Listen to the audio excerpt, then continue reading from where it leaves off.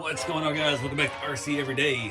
Another new build. We're switching back from the semis and construction back to 10 scale crawlers, we'll call it. We've got the new BRX01 adjustable wheelbase chassis kit from Boom Racing. I'm kind of excited about this. I love my boom truck. The thing has been phenomenal. I drive it most everywhere I go. I probably put more miles on that truck than I have anything except for old red TF2 that I've had for over a decade. These are basically similar chassis to the BRX02. A few little differences: rear shock placement, electronics situation. It's not made for a specific body. It's kind of made for you to put your body on it. But this is basically a BRX01 with a multi-piece chassis, so you can adjust the wheelbase and leaf springs instead of links. So I'm excited. These are numbered, and I've got number 432. It has scale plates in here to mount on the truck when you get it built. My buddy Jeremy Kilborn, he actually had 431, so we're boom buddies. So again, this is a full builder's kit. This comes with the BRX80 axle, so they're slightly narrower. All of our standard axles would be equivalent to the BRX90. All your RC4 Drive Yoda axles, K44s. So take that into consideration when you're planning your body. Like on the Scottsdale body, the regular 90 axles are still just a little narrow.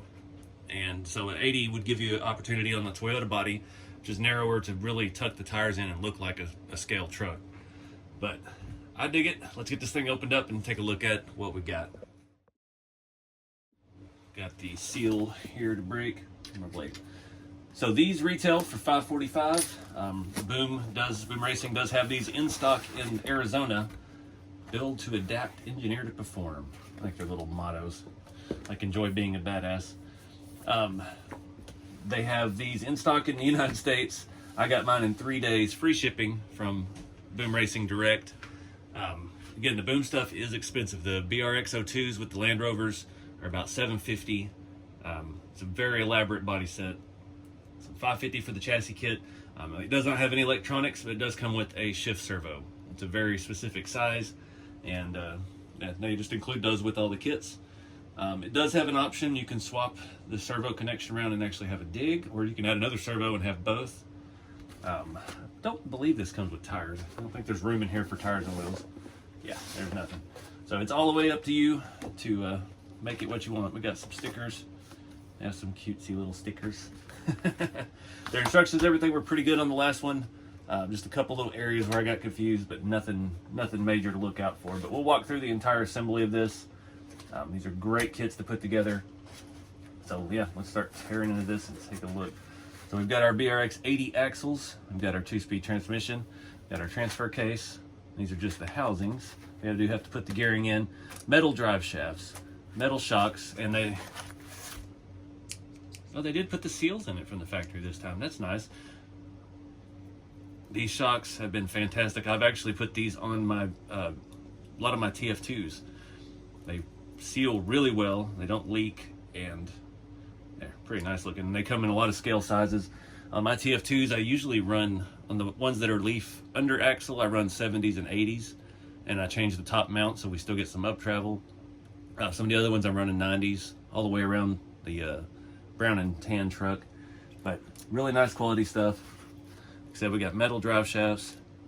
They're even lubricated from the factory. Kind of have a CVD shaft. They're kind of reminiscent of the MIP drive shafts. Just random little bits. There's a metal servo horn. It's good stuff, man. It is fully adjustable. Gearbox, you can adjust it for a different pitch. There are different tooth gearing. On my Land Rover, I'm running I went crazy on that. We've got a Fusion Pro, I think it's a 2200 kV, and Reef's Raw 500. I don't have any electronics for this yet because I've spent so much money lately. I don't have any money for electronics, so we've got to do some figuring on that. Yeah, but we got time. We got to build this thing.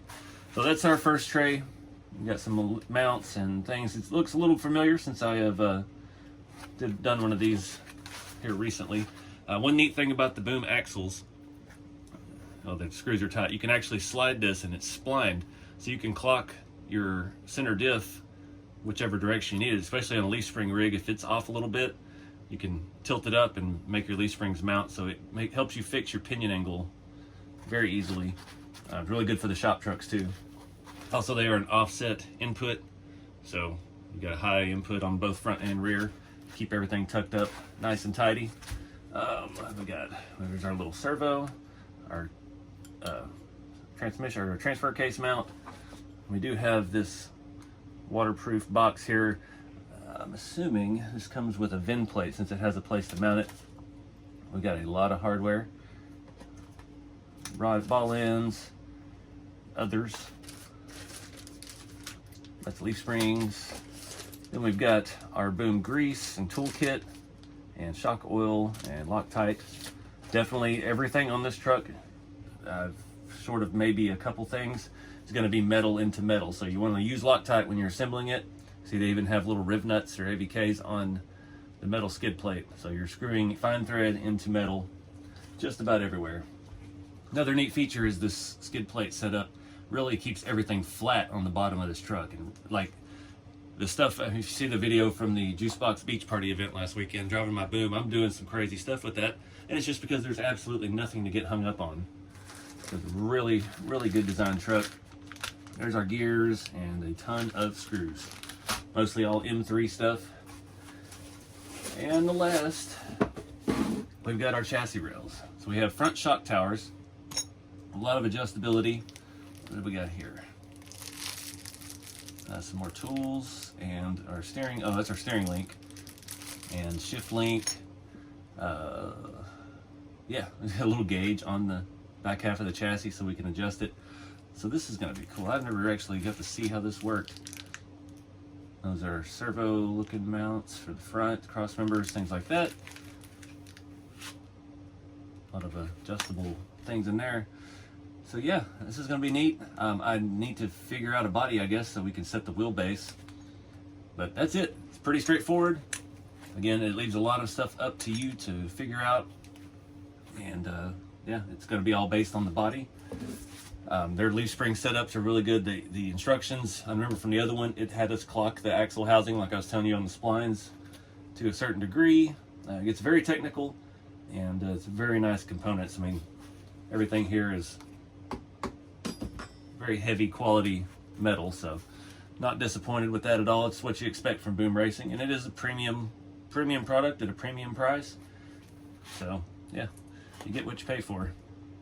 But anyways, I guess it's time to start looking at the instructions, and we'll do this like we did the O2, and we'll just go through, I'll walk you through each step, kind of cover anything that I see that might raise question later, and try to cover that for you so you can build along with yours. And yeah, figure this. All right, guys. Start off, we got information, tools needed, and a breakdown of all the parts with a map showing where they are in the thing. That's kind of cool. Chassis, all that stuff. There's a picture of tires. Not included. Okay. I guess they're just filling space on the page. Shows all the gears, suspension, shackles. What kind of wheels are they showing? Oh, that's the. I actually think I have some of those. Except if we're going to use a Toyota, we got to have a 6 lug. Dang it. I don't know. And we start on step 1. We start with the chassis rails. So I've got muffin tin ready in action here. Start with bag A. Go ahead and open up some of this. We're going to need Loctite right out of the gate. Go ahead and dump everything out. And our Loctite. And our little tools, which I have most of those already. Shock oil. Starts with the long pieces of the rail.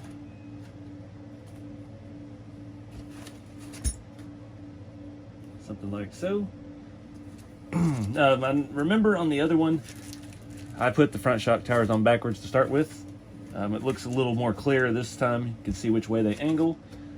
It does appear that they angle rearward. You can see that because of the way that it is. So we're doing that. Motor mounts. We've got these things which are in the same block. Everything's laid out pretty good. Get this out of the foam. Oh, no, that goes on one side. That's our servo mount. Gotcha. So that goes over there. We've got our motor mounts, which are directional as well. and this side, and that side, that side. So kind of just lay everything out, get a feel for it. Goes inside. We're using all M3x8, M3x10 flatheads. Let me sort out everything and get to going. All right, first step done. Again, just double check your orientation of your shock mounts. I still had them wrong when we ended the last clip. So this has these little machine pieces here with groove in them, and these little things that our screws go into to kind of lock into place. So we have to pick our wheelbase here, and it shows you different configurations of that. I've kind of gone with the longest setup. I've got it back as far as I possibly can, and I'm thinking Toyota. I figured I would get one out and just kind of look at the wheelbase, try to see if maybe it's where it needs to be. I do not know exactly. So it says 10.5 inch to 11.3, and the RC4 Drive website has the Toyota listed at 11.2. So I think we're pretty safe right there, going the longest. And we can come back and adjust it later if we need to. It'll be kind of a pain to take the whole truck apart, but most things that I'm thinking about using are the standard wheelbase like that, 11.3, 11.2. That'll fit your Blazer, your 4Runner, your Hilux. Then you can shorten it for things like the D90s. Fortunately, the Amigo body is actually shorter, which is kind of bad. Just kind of thinking about that. My Honda CR-V, the Ultimate body could fit, but those were never leaf spring.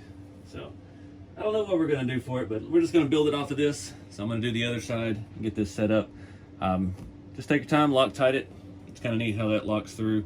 It's a little bulky in there, but it gets the job done. All right, so the next page, it has us get all these parts out. Got them all lined up here. All of our chassis cross braces and chassis side brackets, servo mount, skid plate. All right, so I'm just working front to back. We do have a couple different size screws. There are two M2.5s that mount our servo mount to our front bumper bracket or cross member, and it's very adjustable. You can see we've got a lot of slots in there. Use those, Loctite. I'm just doing it in the holes it showed in the instructions because, again, we don't know the layout of everything yet, so we'll see how that goes. But it is offset to one side, and I'm trying to remember on the O2 if it was centered or not. But that had a lot of differences because the servo had to be further back because of the way those Land Rover bodies were designed. So this is going to put it right up in the front and make a little more room for the rest of the electronics. So I'll get this stuff mounted up and we'll come back. So I like to do one side at a time. It's just what I do. I've always done it that way. Don't know why. Another step down here, we do use some more M2.5. These are the button head variety.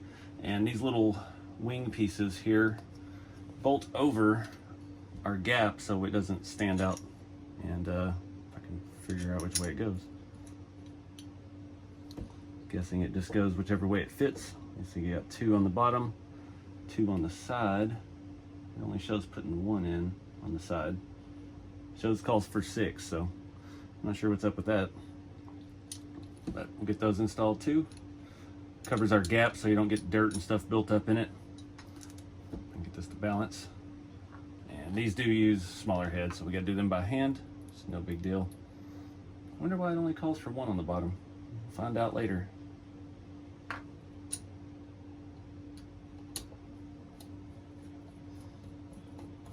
And cut.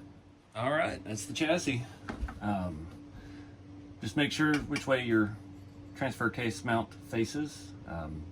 These go to the left side. If you're looking at it from the back to the front, everything looks good, fits nice. Loctited everything, which is going to suck if we have to adjust the wheelbase later, but whatever. At least the boom trucks have a better quality hardware. It's got a harder finish on it, and I've stripped out a whole lot less of these, so not a lot of opportunity to swap out scale hardware. We've got a few you could do, but the rest of it's all flush mounted or recessed. Like these trucks set so low, like the boom trucks, everything is tucked in and hidden away.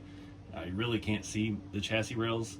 It's more like a real car. Everything's kind of sealed off from the outside. But this being a builder's kit, I don't know what inner fender options there are for it. Haven't really looked at accessories for it yet because I haven't built it yet. Unlike the last time where I bought all the accessories before I even got the truck. We're just kind of going basic with this because, again, we don't know what we're really running with it yet.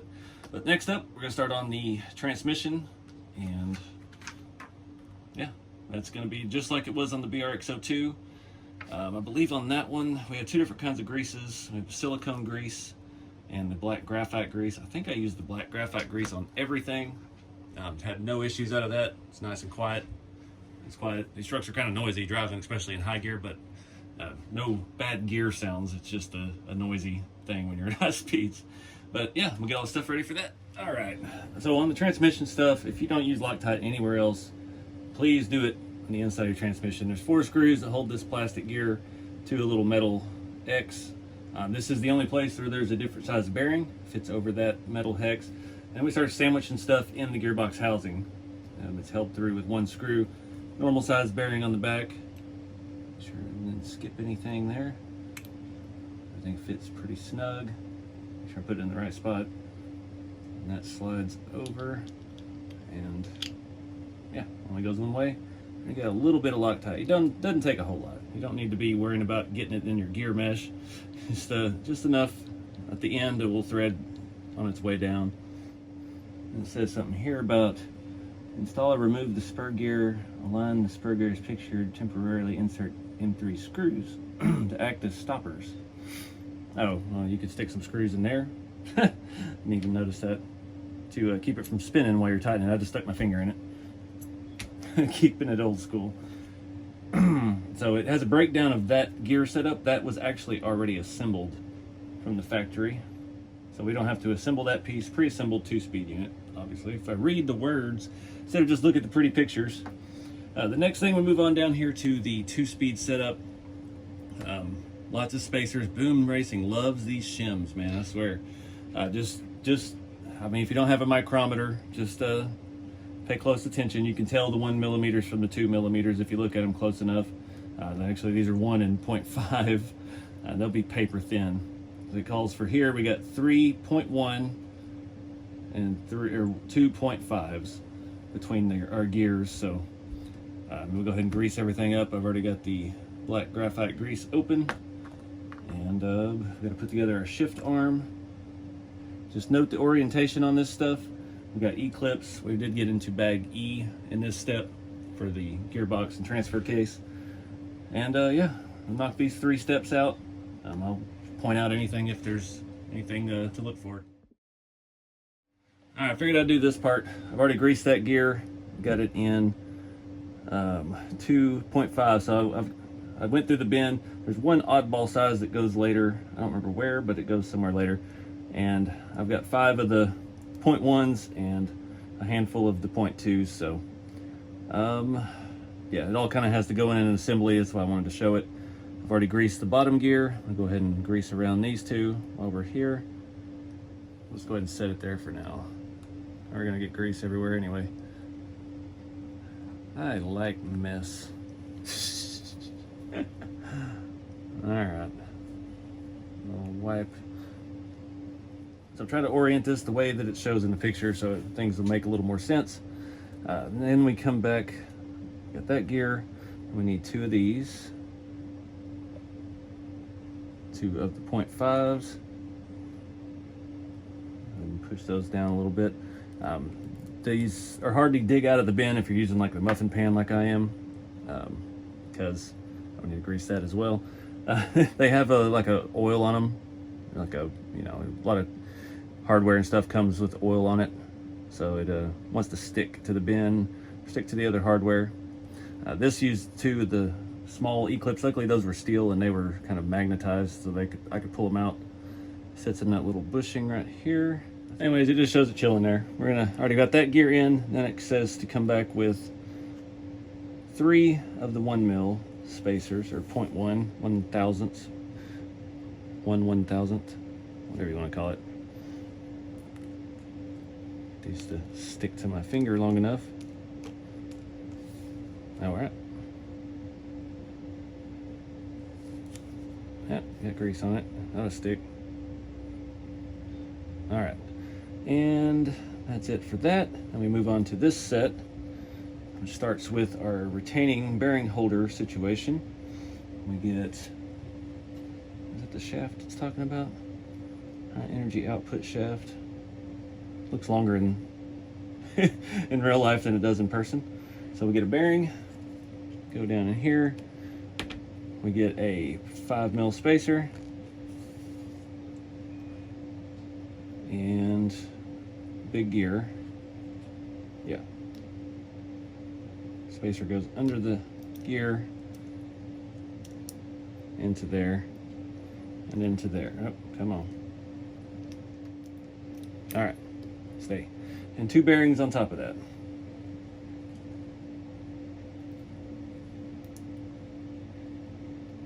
All right, we're good there.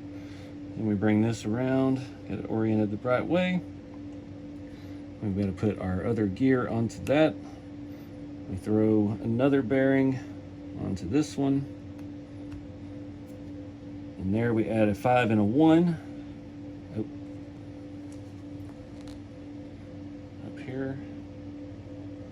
5. 1. Come on. A bearing. And some grease. And do this thing. It's going to be easy. We can just spin it. Probably a little too much. It's probably going to fit in somewhere tightly, and we're going to make a mess with it. All right, next step, we get the other housing. This piece goes, fits in there in a certain way. Oh, little half moon design.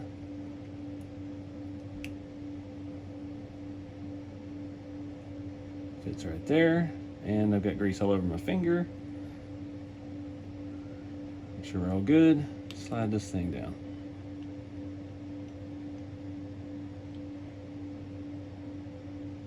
It does go through that little brass bushing, even though it didn't look like it, the shift arm.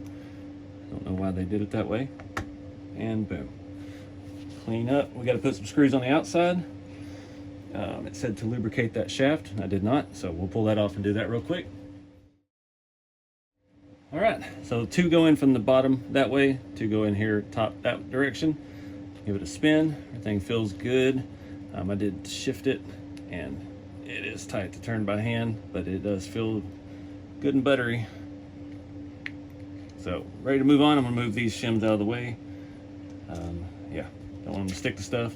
Next up is the transfer case. The same thing but different.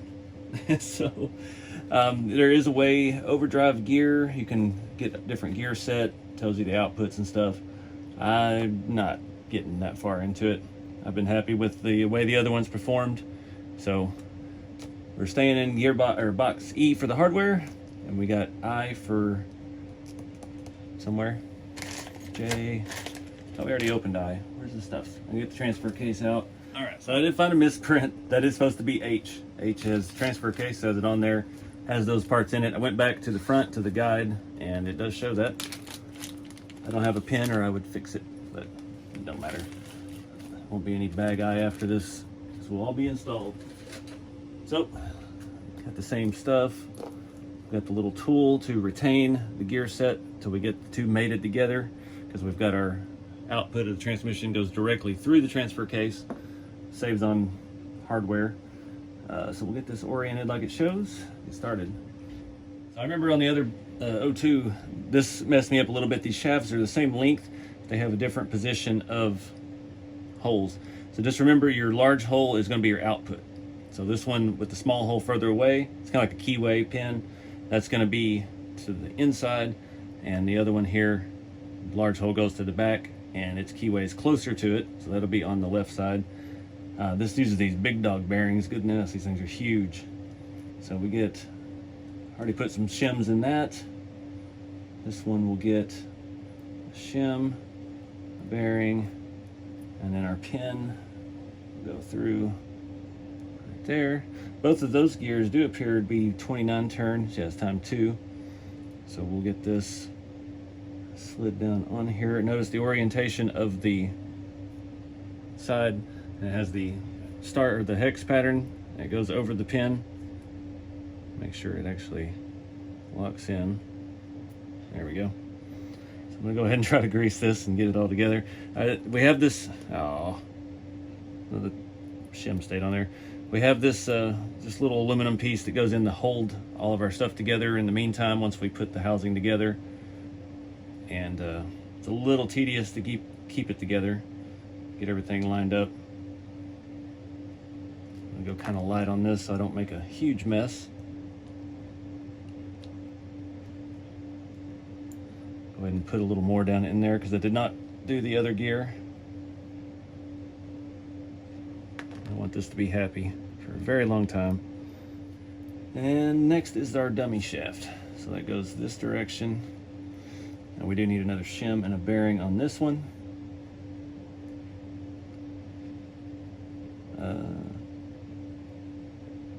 And I messed up. It said to put 2 on there. It only shows 1. Times 2. Times 2. Or it's just showing, okay, never mind. That was tricky the way they worded it. Just wanted to make sure. All right, that makes sense. All right, we're good. Crisis diverted. Another big dog bearing. These things are massive. And this gear fits over the spline. Where's our other bearing? So that goes, yep, put the wrong bearing in. So there are 2 different size bearings. That's gonna be fun to fish out of there. Oh, no, it came out. I see what they did. Because the end of that shaft in the transmission is a different diameter. It's always something on these. Maybe we can dump it out? Nope. Reverse psychology here. Need some snap ring pliers. Just keeps hitting the ledge and won't come out. I'm gonna fix my mistake off camera. Pretend it didn't happen. All fixed. That odd size spacer that I set aside goes on there next, and then we put the proper bearing in the back, and then we slide it in. So now we just come back, sandwich all this together. Got 5 M2.5s, I believe. Nope, just M2. And I'm gonna Loctite those as well. We should be all good to start the next step. All right, save this step to do it on camera. This is where I messed up last time. Basically, got these 2 together, so we have to pull this out and slide this in.